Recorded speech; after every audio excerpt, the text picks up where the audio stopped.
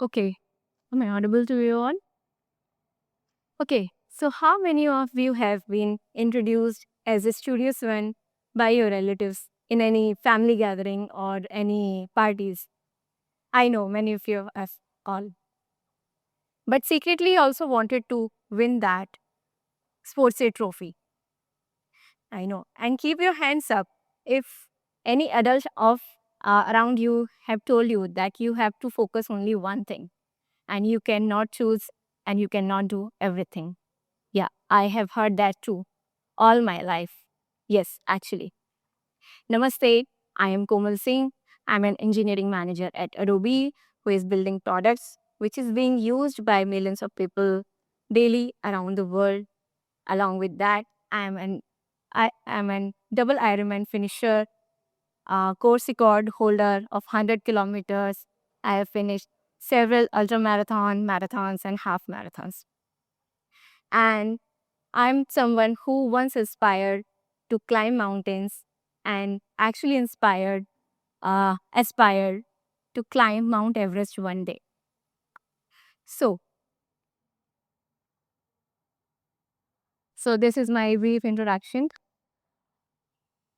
So this is what once happened. So this is in this talk I'll tell you when my two personalities or the two stories actually merged or crashed into each other. The one who was a topper but also wanted to be a trekker, and one that was athlete but also wanted to be an engineer. So in that way, so I was sitting at so I'll share the learning which I had when I was sitting at the confluence of both these personalities when my both of these stories met. So, so I'll start with the story where every good story start, which is a school, which is right here. So, uh, I was the eldest child of my parent, and every elder sibling in this room can imagine that how it is like being an elder sibling who is actually being on unpaid internship since age of 5 of being responsible. So yeah, that was me. I was very good at studies. I was among the topper list in this school every year, and this was a clockwise work for me. My parents were very proud. The relatives used to compare their kids with me, and yeah, it goes like that. Yeah, but there was one more version of mine that mattered as much as this version.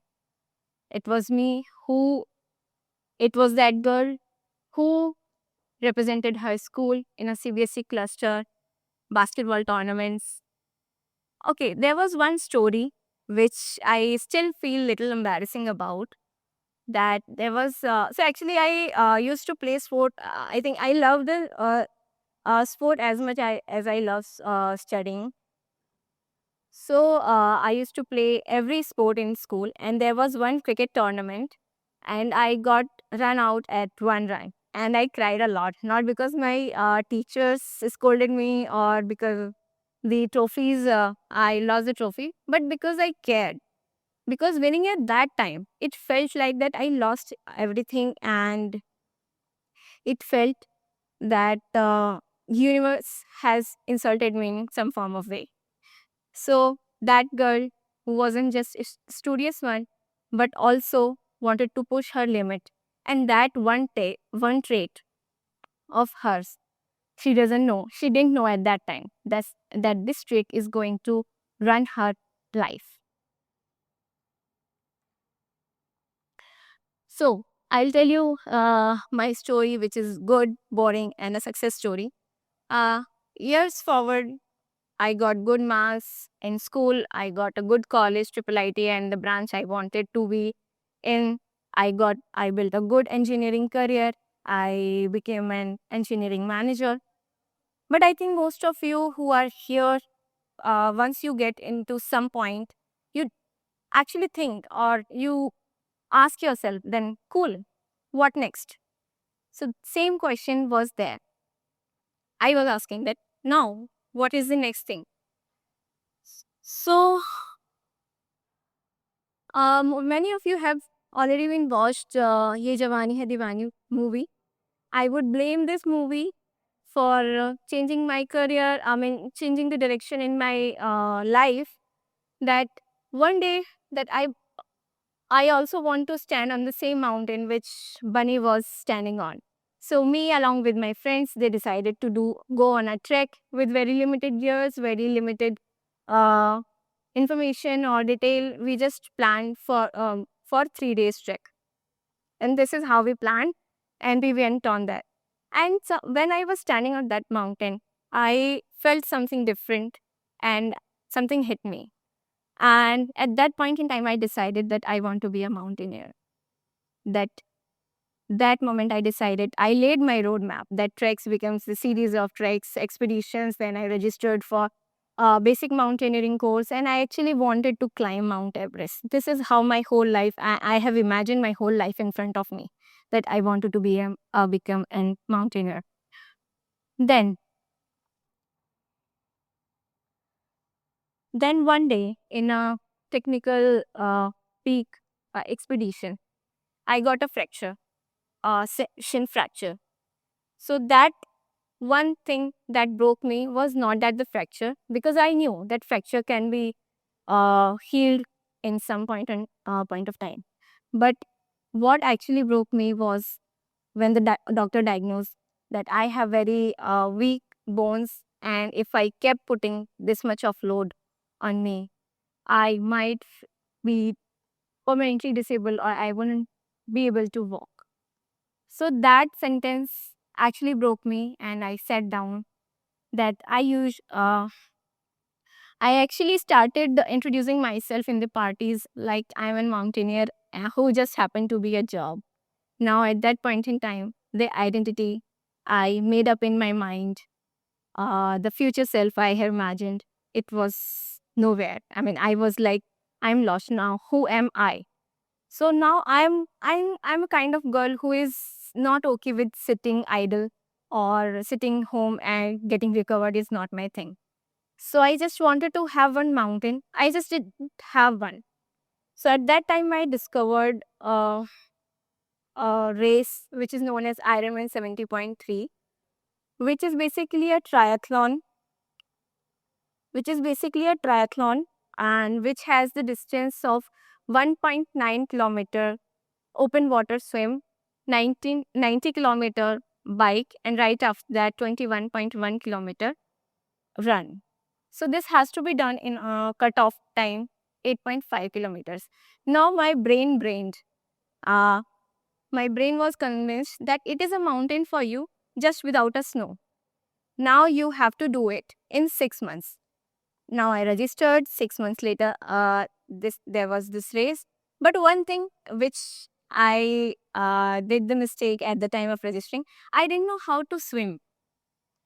This was the biggest challenge at that time, because if there are any new beginner or swimmer in the room, they might understand that swimming non-stop at the beginning of when you have started learning to swim, swimming non-stop several laps can causes so much of breathlessness. Now I have to swim almost 2 kilometers in an open water swim. So because of my shin injury, I couldn't run for those 6 months. So my training was basically around swim, panic, bike, panic, and it repeated for those 6 months. So this is how when I realized that okay, I'm probably now comfortable in the pool, and I'm able to get a continuous laps of swimming. But now there was one fear of swimming in open water. You know, this swim filled with aquatic life, jellyfish, and all. So for that, I went to Goa because this race was in Goa, and it was the second time in India it was getting organized. So I went to Goa 1 week before the actual race day, and I decided uh, to swim on the same beach where actually the race is happening. So for 1 week, every evening, every morning, when the tides were not high in the early morning, so I swam and I practiced hard to overcome my fear of open water. So the people around me, those who were also swimming there, they very kindly but confidently noticed and said that Komal, you would not be probably be making the swim under the cutoff time. I said okay. So at that point, I realized that people will be making point of view of yours, that maybe they will be passing some judgment, but you can take that as a data, but not as the verdict. For you, you are allowed to hear that, but do not absorb that. So fast forward to the race day, I started on the start line. I went into the water, got stung by a jellyfish. I still managed to swim under the cutoff time, and then I rode 90-kilometer bike.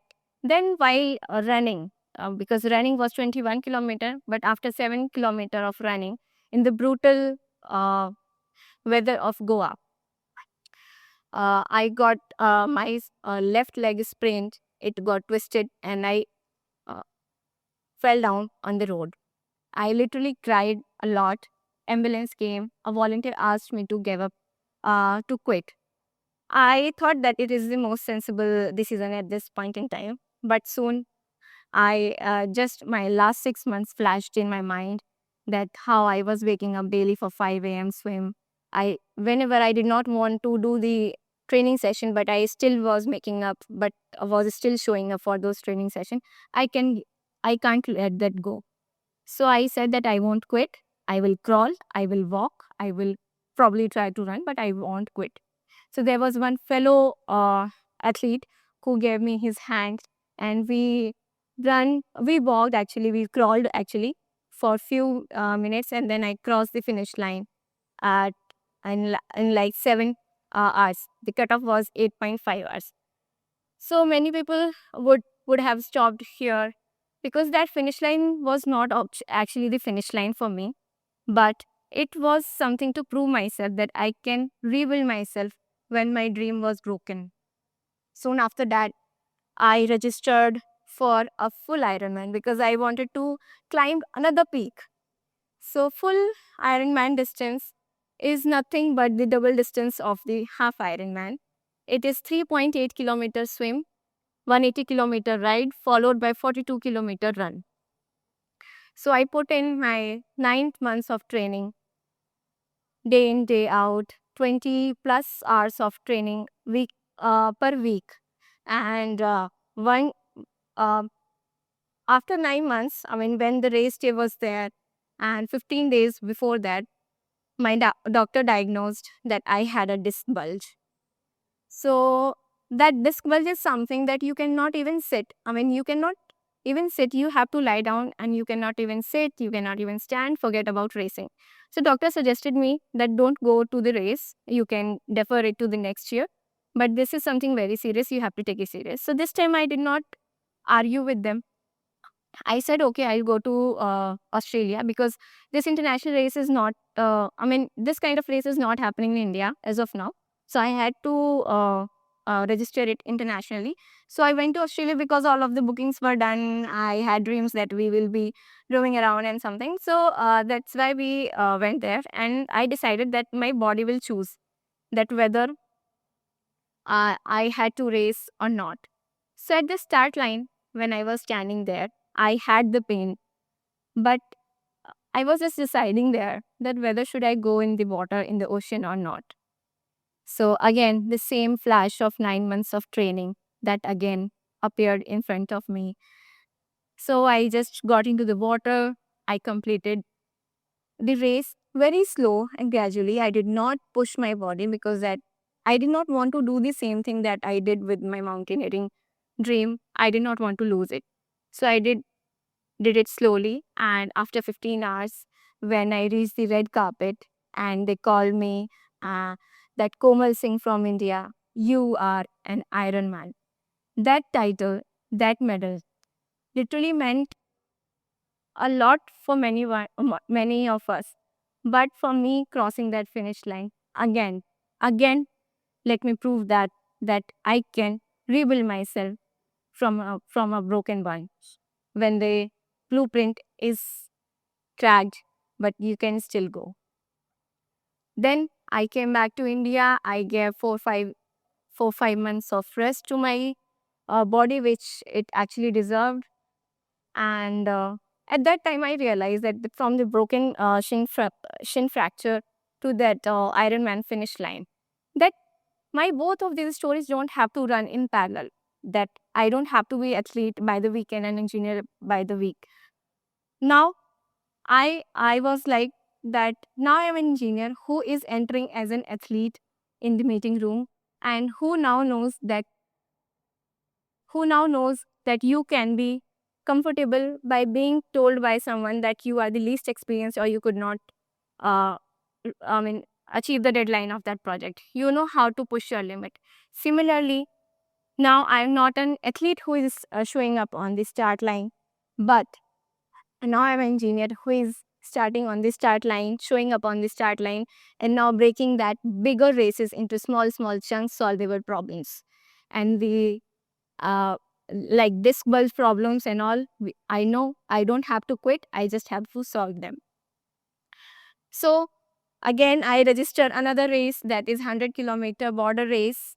It is in Thar Desert, Jaisalmer, and it starts at 12 p.m. in the noon.